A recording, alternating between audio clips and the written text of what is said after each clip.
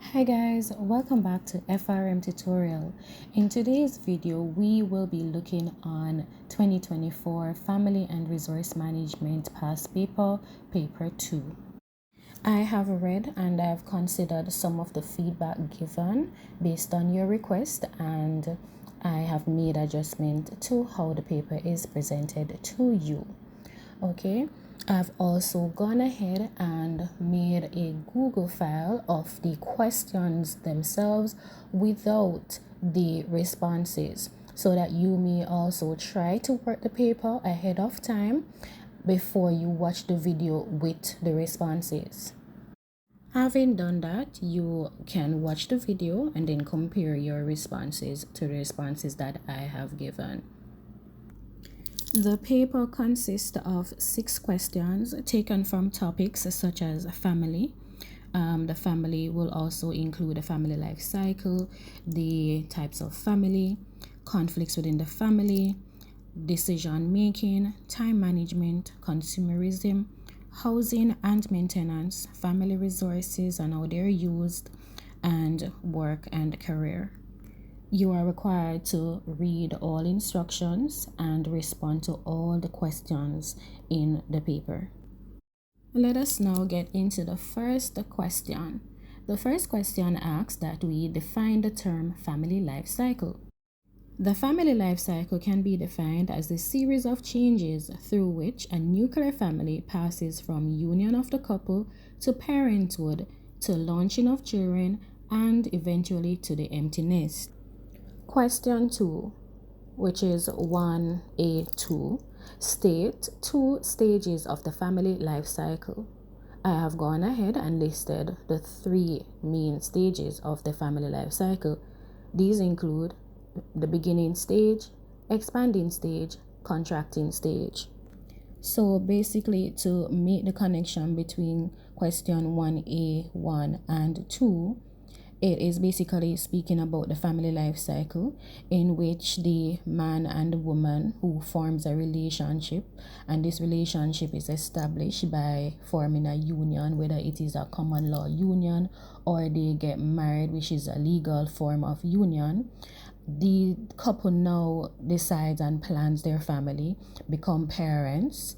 They will grow their children, socialize them, provide for their basic needs, all the various functions of the family, and they will send the children to school, from prep school, primary school, through to high school, college.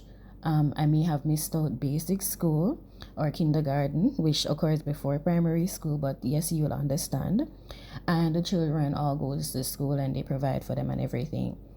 The children will then grow up and they will be sent off to tertiary institutions, or they too will then decide that they too want to form their own families. They are now adults, so they will either start university, college, or they will go out and form their own family and start their own family life cycle.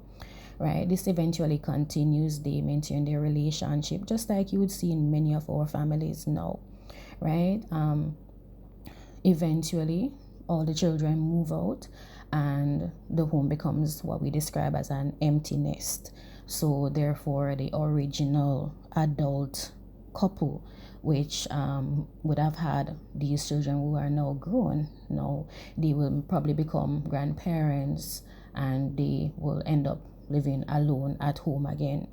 If there is no change or no changes to the family, in terms of the children not moving out and starting their own family within that home, that leads into an extended family per se, right?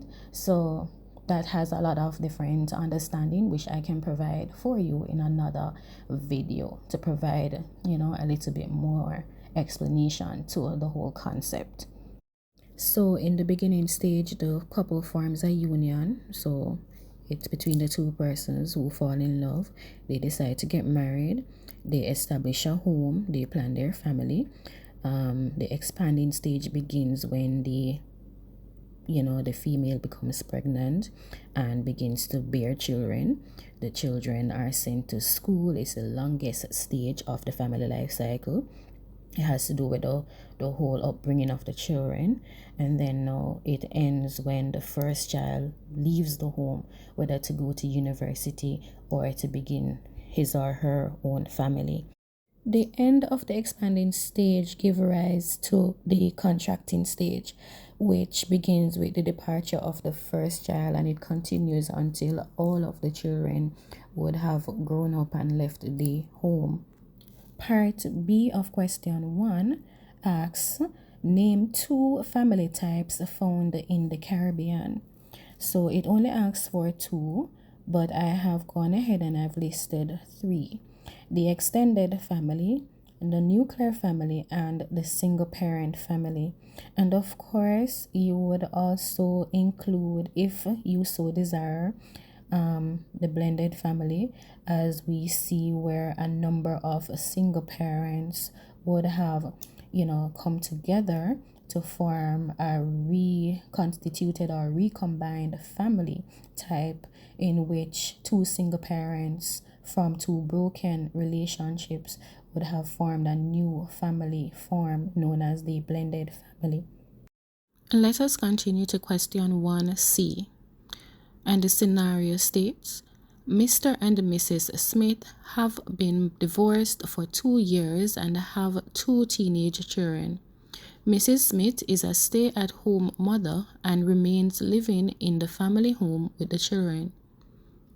For each type of effect listed in the following table, suggest 2 likely challenges the family members may experience as a result of the divorce. The table has 2 columns, the left side outlining the effects of the divorce and the right side highlighting the challenges family members may experience. So in the first row, we have physical, meaning that the effect of the divorce as it relates to the physical well-being of the family. The challenge that the family members may experience as it relates to the physical effect of the divorce may be due to health issues which may arise based on a result of emotional stress that the family may encounter, right? And this can be for both the children as well as the adults in the family. It can also result in a change in the body composition due to changes in their eating and or their sleeping pattern. Those are 2 challenges. It asks for 2 per each effect of the divorce. I've gone ahead and I've considered that it may also pose a difficulty physically, where the absence of the male figure, because if we look back on the scenario, it did indicate that the mother now remains living in the home with the children. So the absence of the father figure, the absence of the male who exhibits certain physical strength will be absent from the home, and so there may be difficulty in completing some form of maintenance work or work that requires the physical strength of a male. The next effect is emotional. What are the challenges that family members may experience as it relates to the emotional effect of a divorce? So I have here, the children may experience feelings of resentment, abandonment, guilt, anger, guilt as it relates to thinking that they are the reasons why their parents are getting a divorce. They may feel as though their father has abandoned them, and resent one or both of the parents, right? So they will also start to give problems, disagreements within the home. However, number 2, Mrs. Smith may experience feelings of stress from dealing with the divorce and coping with the management of the home and the children all by herself. Socially, they may become isolated or withdrawn from participating in social activities and their friends. The children may begin to get involved in delinquent activities or display behavioral issues at school and at home as well. And remember now that this is a total of 6 marks for this question only. for part C. And so to pay attention, there were 3 effects, and all 3 effects required 2 responses to highlight the challenges that the family members may experience. As a follow-up to part C, number 1, part 2 of question 1C requires you to recommend. So you're going to be making recommendations. So you'll recommend 4 strategies that the family could utilize to assist its members in coping with the effects of the divorce. Here goes. 1. Seek family counseling or therapy sessions with a counselor. Have regular family council meetings, allowing open communication and allowing members to express their feelings. Create a network of friends and family to provide support to the family. Maintain communication between both parents and the children, allowing the children to spend time with the other parent who is not living in the home. Question 2. State 4 steps that a family should consider when making critical decisions. The 4 steps that a family should consider when making critical decisions are: to identify the problem or need or the decision that is to be made. Gather information and explore possible choices or alternatives or solutions or options and the consequences of those alternatives that you are considering. Make a decision and course of action to carry out the decision that has been taken and evaluate the decision taken. 2B. The Barnett family is an extended family whose members share a 3-bedroom apartment. During the lockdown period of the COVID-19 pandemic, the adults were forced to work from home and the children took classes online. This resulted in conflict and numerous disagreements among the members of the family, and I'm sure many of you can relate to the whole effects of the lockdown period and you attending online classes and your parents working at home. And even if these effects were not all bad for all of us, it would have been for some of our classmates, and you would have been privy to this information.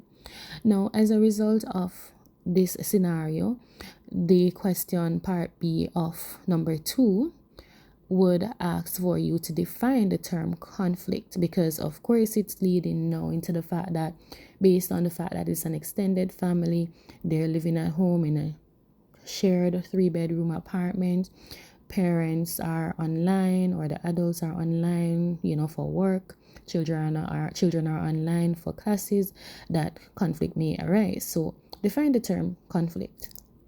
Conflict is, or can be described, or can be defined, or is referred to as a dispute or disagreement between 2 or more persons or parties as a result of opposing opinions, interests, needs, and goals.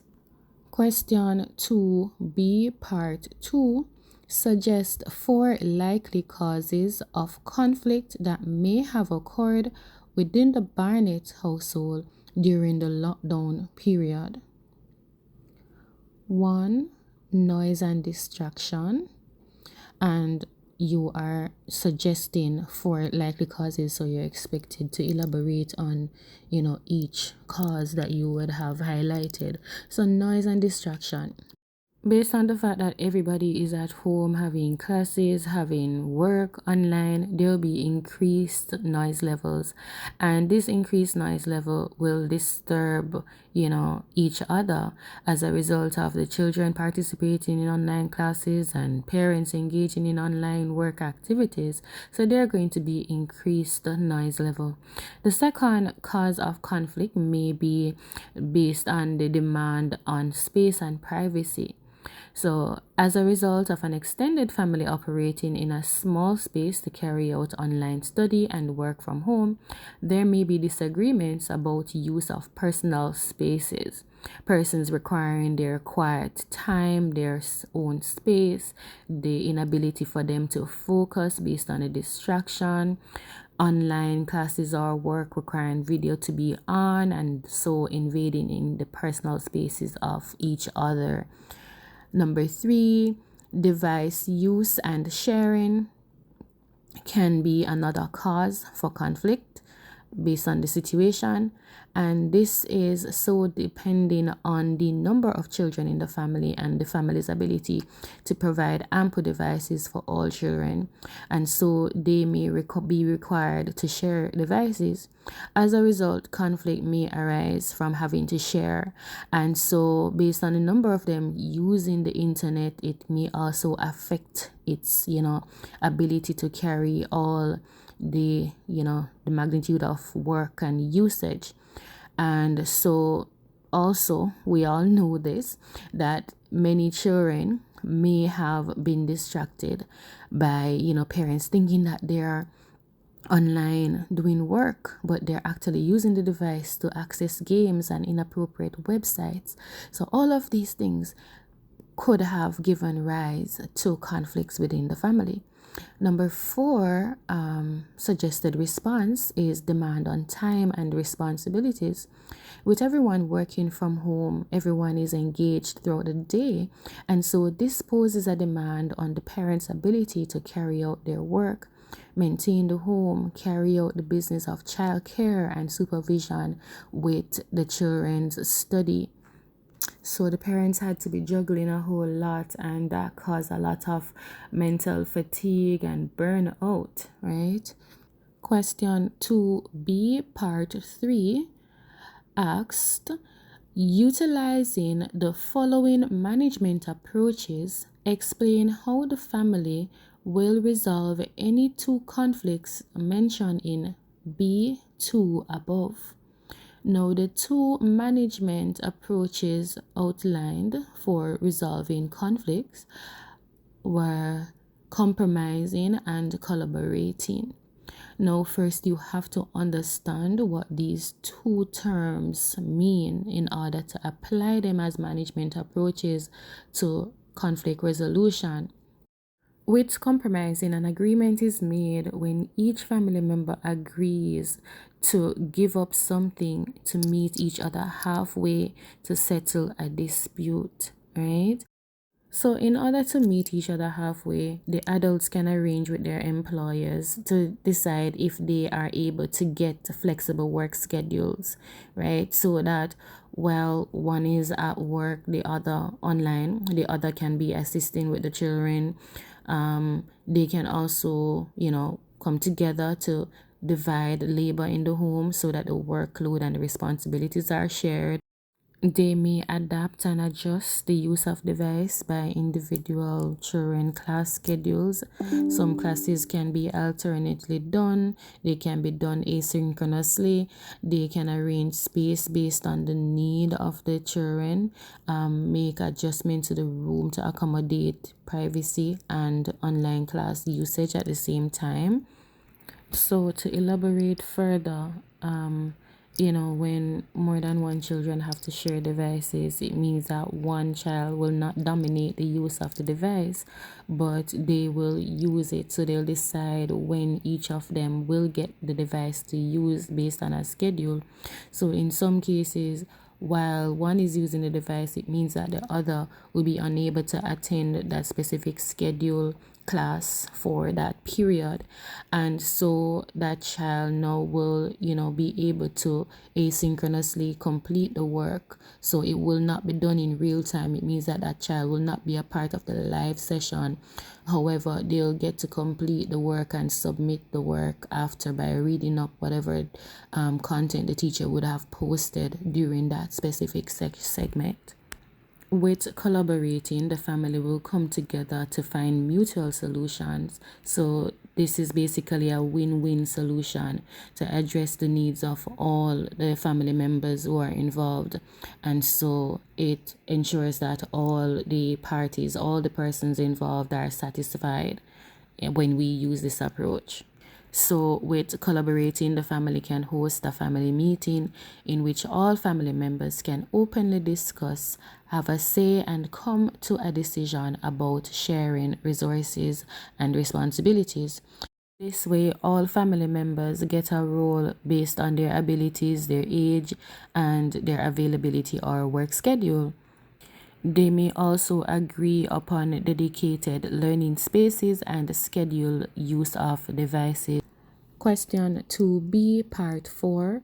Recommend 2 types of institutions or agencies that could assist the Barnett family in resolving its conflict. So there is the church, and the pastor or reverend or any form of counseling session that they have at the church will be able to assist in being mediators and helping to solve conflicts. And also there is a family counseling units or centers that will be able to assist the family with conflicts. Question 3a. State 2 examples of each of the following types of resources shown in the table below. Table 2, types of resources. To the left column, we have community resources. So you're expected to state 2 examples of community resources and 2 examples of environmental resources. I'll just go ahead and name 2. I've also included others that we may consider using. Church, school. For environmental resources, we have trees and soil. 3b. State 2 characteristics of time. Time can be considered to be irreversible. It means that time moves forward. It cannot be reversed, right? So when you lose time, you can't get it back. Once something happens, it cannot be undone, right? Time is constant. It continues whether we live or we die, right? We all know this. We all have the same amount of time per day. It does not allow us to stop and wait or pause it so that we may have more time for each day. So it is constant, it's always moving, it continues. And time is measurable, meaning that time is measured using units such as seconds, minutes, hours in which things are done, or based on how long we get to complete tasks or activities. Question 3c. Suzanne is a 6th form student who, since the introduction of online learning, is having difficulty balancing her academic studies, social activities, and household chores. During class time, she is constantly distracted by social media due to the freedom and flexibility in the online environment. Part 1 of question 3c asks for you to outline 3 likely results of Suzanne's poor time management. Of course, with all that is stated in the scenario, Suzanne will experience a decline in her academic performance, and this may result from her social media distraction during class time, thus missing valuable content during class because she's distracted by this use of the social media. The prolonged use of the social media to be distracted from her schoolwork will also cause her not to complete and submit her assignments, right? And these will result in her producing work that is below the required standard and result in possible failure. Susan may also experience increased stress and anxiety as a result of poor time management. She may have a backlog of work that she is unable to get done or to be completed properly. She will experience pressure from her parents and her teachers about the quality of work that she is producing, or based on the fact that she may not be submitting her work, and so all of this may cause her to feel anxious, overwhelmed, and stressed. Finally, a result of Suzanne's poor time management may be maybe give rise to damaged or strained relationship with family members because she struggles to manage her time, her studies, her social life, and her ability to complete chores are going to be affected, or they are affected. So this will give rise to strained relationship between Susan and her parents due to the pressure they will now place on her to improve her studies and to get the household chores completed. Her friends will also feel neglected and begin to avoid her or to complain about the fact that she does not have time to relate to them or to hang out with them or anything like that. Please bear in mind that a question like this, as you would have seen there, values 6 marks. Question 3C part 2 asks that you suggest 4 guidelines that Susan could follow to manage her time more effectively. 1. Create a daily schedule and allocate time for specific tasks. 2. Prioritize tasks and focus on completing those that are most important first. 3. Use family members and friends to help. Use device to help, example, make and access recordings of class to access later for study. Set SMART goals and steps to be taken to achieve them. 5, I've gone past the 4 that was requested. So 5, break big projects or tasks into smaller achievable ones. And 6, limit multitasking or distractors. Do not try to do too many things at once, especially if she is unable to provide the attention that it requires, and especially when high levels of attention is required for all the tasks. Question 4A. Define each of the following terms relating to consumerism. Question 4A part 1. Universal Product Code, UPC. I have placed an image of a UPC to the left of the page. You will often see this code here when you purchase something, especially at the supermarket, or if you take up any random product right now, you will see that it contains a universal product code. The universal product code is a barcode symbol that is used to uniquely identify products in businesses. It helps to track sales, items in stock or inventory in the store. It helps to provide information about the product, such as its price.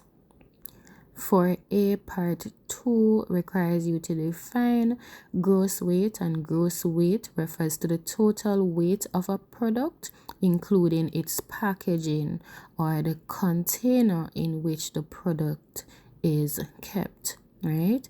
However, the net weight would not include the total cost of the packaging material or the packaging itself, right? But that of the product itself, the weight of the product itself.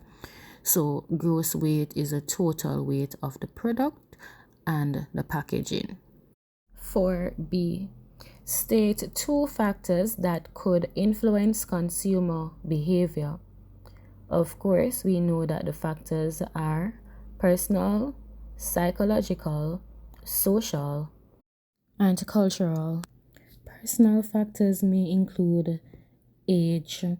A teenager may be interested in purchasing the latest gadgets or certain type of clothing that is going to be different from somebody who is like 40 years old. That person who is 40 years old may want to purchase items that are more geared towards supporting their family. It may also be geared based on their income. And of course, income for different individuals depend on the type of work that they do, how much they earn, and how much they can afford to spend on various forms of products, right? Under personal, you also have lifestyle, right? So depending on the type of lifestyle that the consumer lives. So you have persons, for example, who drink alcohol, persons who smoke. So the alcohol drinker is going to spend money on purchasing alcohol, while the person who smokes is going to spend money on, obtaining a smoke. There are some persons who do both, so they'll spend their money likewise. Another person who is living a healthy lifestyle may not choose to do that, right? You also, on the personal, you have the person's occupation, right? So depending on the person's occupation, they'll spend money accordingly. So a gym instructor or personal trainer is going to purchase clothing that are, will allow him or her to participate in sporting and training activities, right? While a teacher is going to spend money on outfit for work. And those two different type of outfits are going to differ based on the person's occupation. Psychological factors include that such as motivation, attitude or belief about the product, the person's or the consumer's perception about the product, and what they have learned about the product over a period of time. So as it relates to motivation, it's the person's inner drive that pushes them to buy something. So like a person would want to buy a luxury car, not just because it provides a mode of transportation for them, but because it fulfills a deeper need for status or for their self-esteem, right? Their attitude and belief. The attitude and belief about a product is formed over time from various sources of information, right? And this could be through their experience and, the influence of others around them. And so they may choose to buy things that are environmentally friendly because they believe that it is better for the environment, right?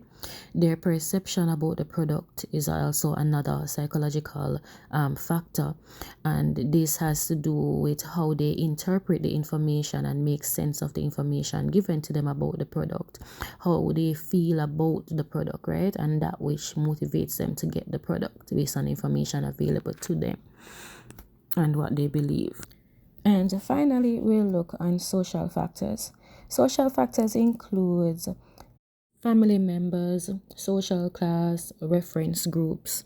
So family members may influence one's purchasing decisions based on, a need to protect the family. So for example, mom or dad may choose to buy a car based on the fact that it will be able to, carry the entire family, or basically because it has a proven track record to be one of the safest cars possible, right? There is also reference groups, and these are groups that a person will look to for their approval. So for example, if my friends or for teenagers, if their influencer, their favorite influencer is using a particular product, they want to also use that product, right? You're more inclined to purchase that product because your favorite influencer or your friend or your star is, using that product. They endorse it. Let's go to 4C. The table below has been set up to show a number of consumer-related scenarios and the corresponding responsible consumer behaviors. Complete the table by writing next to each scenario one action the consumer in the scenario should immediately take to demonstrate responsible behavior. You must also include one reason for each action. An example has been provided for you. So the first scenario given as the example is, your father is buying light bulbs at a hardware store. What action should he take while buying the light bulb? He should ask to have the bulbs tested before leaving the store. What is the reason for this? You're going to write that in the third column. To ensure that the bulbs are in good working condition. Let's look at the first scenario. Aiden purchases a combo meal and requests a chicken breast. When Aiden arrived home and opened the box, he realized that he did not receive what he ordered. What action should he take?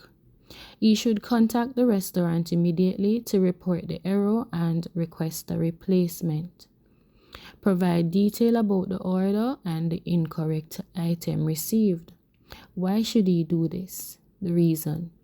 to ensure that he receives the correct item he purchased.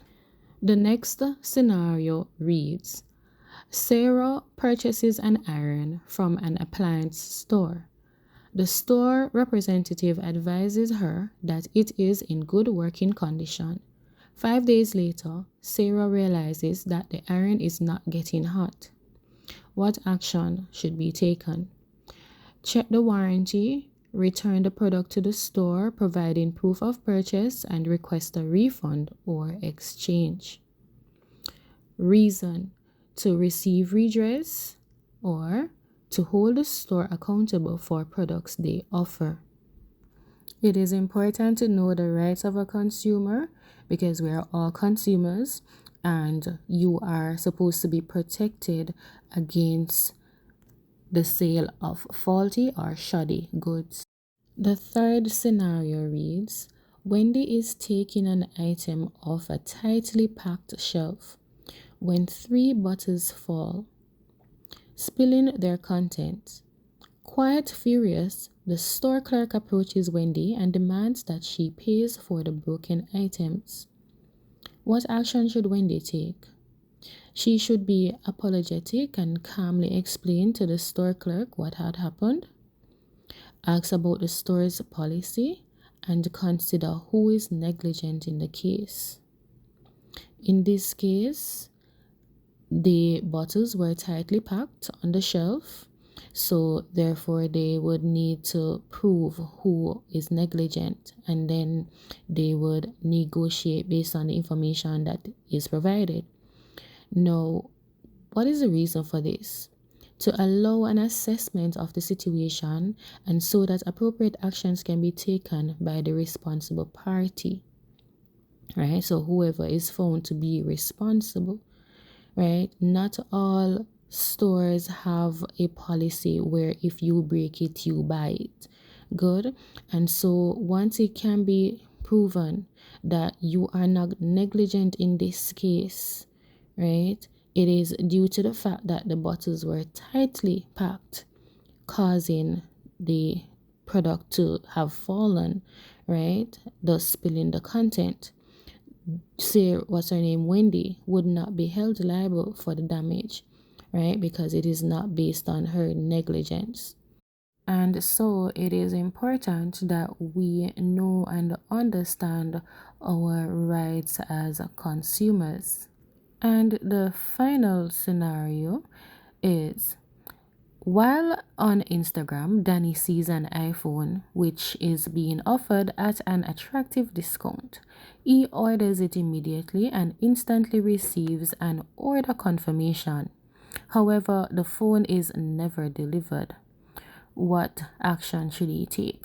He should contact the seller immediately to inquire about the status of his order. If it is unresolved, whereas he does not receive the product, he should report the incident to the Consumer Protection Agency.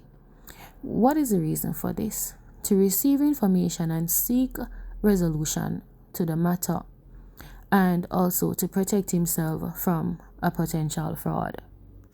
Question 4D. Recommend the 2 consumer protection agencies that Sarah could contact to report the incident in C2 above. Sarah could contact the Consumer Affairs Commission, the Bureau of Standards, Fair Trade Commission. Question 5A Part 1. Define the term employability skills. These are personal skills and attributes that makes an individual more likely to gain and maintain employment while succeeding in their chosen career. List 2 employability skills. It only asks for 2, but I have listed quite a number there. I'll just go ahead and name the first 2. Communication skills and good time management. 5B. State 2 ways in which the good health of employees benefits the workplace. Okay, so with the good health of employees, there would be reduced absenteeism or lowered absenteeism as a result of employees having good health, they will be less likely to take sick days off, and so they will be present at work to get the work done, and so work will not be disrupted based on absences due to employees sending in sick leaves. As a result of that, it will automatically now mean that an expectation for increased productivity and the standard of work to be produced, as employees with good health are focused and they're more energetic, and so they will therefore be able to produce better quality and quantity work. Question 5C. Jaquan is a 16-year-old fifth form student who wants to pursue a career in the customer service industry. To gain some experience, he applies for a summer job in that field, which he sees advertised on the school's notice board. His form teacher encourages him to create a career plan. C1. Jaquan is called for an interview for the summer job. Outline 2 ways in which Jaquan could prepare for the interview. So Jaquan would go ahead and he would prepare his clothing ahead of time to ease anxiety and to ensure he is appropriately attired for the interview. He will ensure that he gets a good night's rest. He will ensure that he practices answering possible interview questions ahead of the interview to feel more comfortable and prepared for the interview. He will go ahead and prepare his documents to get both the originals and the copies available to take with him to the interview. Jaquan could also research about the company to understand about the company better and the position in which he had applied for. Question 5, part C2. Suggest 3 items that Jaquan should include in his interview portfolio. He would include certificate of awards, character reference letters, and his resume or curriculum vitae, also known as a CV. Question 5C, part 3. In preparing his career plan, Jaquan discovers that it would be very expensive to pursue a career in his chosen field and is thinking of ways in which he could finance his studies. Recommend 3 ways in which Jaquan could legally secure funding for his college tuition.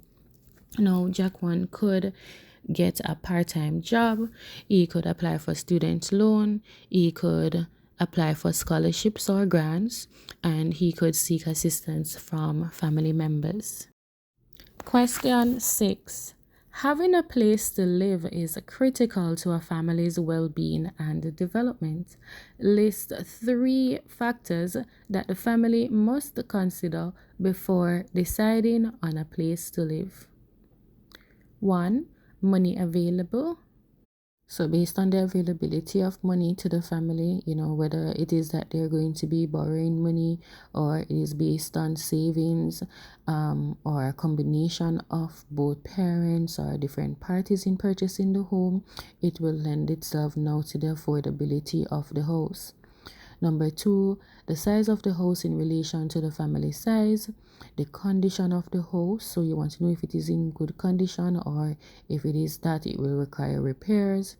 The location of the home as it relates to accessibility to work, to school, and other resources such as like supermarket, church.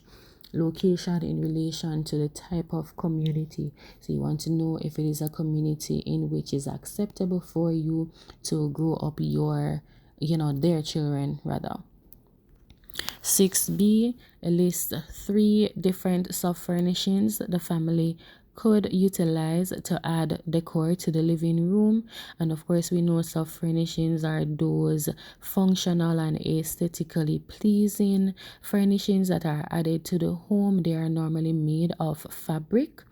And so the answer to this in terms of listing would be curtains or drapes, cushions or throw pillows, carpets or rugs, and runners. Of course, it only asks for 3. 6C, The Oscar family is a blended family with 4 children whose ages range from 12 to 20 years. As part of the family's weekend routine, the children are assigned household chores. Suggest 2 guidelines that the family members should follow when maintaining each of the following household surfaces. Use the table below to write your responses. The first household surface is a mirror. What are some guidelines for maintaining the mirror? Apply mild cleaning solution and avoid harsh substances when cleaning. Use a soft, lint-free cloth to wipe mirrors and avoid abrasives. Abrasives will scratch the surface of the mirror. Lint-free cloths will allow the mirror to be cleaned without leaving any form of fabric pieces or, like fibers behind. For the wooden furniture, use coasters or placemats to protect surfaces. So you would not place a cup or glass with, liquid in there where it will allow it to spill or allow the glass with the, wet surface to spoil the furniture. Polish using wood polish to restore and maintain the shine or the sheen. Dust regularly with a soft cloth or feather duster to avoid buildup of dust. And of course, with wooden furniture, you would wipe along the direction of the grain to avoid cross grain scratches. The final household surface given is a ceramic floor tile, and guidelines for maintaining it is to sweep or vacuum regularly and mop to remove buildup of grime. Do not use abrasives or gritty materials on the tiles. And that is it for question 6C. We'll now move on to part D. The Oscars celebrated their 10th anniversary with a family dinner. After the family dinner, the house was a mess. Suggest 2 ways in which the following environmentally friendly cleaning agents could be used to assist in the cleaning process. The first one is lime or lemon juice. Now, lime or lemon juice can be used to cut grease from surface areas that are greasy. It can also be used to provide fragrance, deodorize, or freshen the smell of the dishware and the kitchen surfaces as 2 marks. The baking soda can be used to unclog the drain. It can be used as a cleaning solution for sinks as well as to freshen the sink. It can be used to remove grease and stains from surface areas, to remove stubborn residue or stuck on food from inside the microwave, inside the ovens, in pots and pans. It can also be used to clean and polish silverwares, so like your knife and fork and spoons. And it can be used to, I would have noted that above, to unclog drains. And there it is. That's the end of the paper. Now, I wish you all the best. Please ensure that you study. Please ensure that you read the instructions carefully and you respond to the questions based on your knowledge of the question and the content.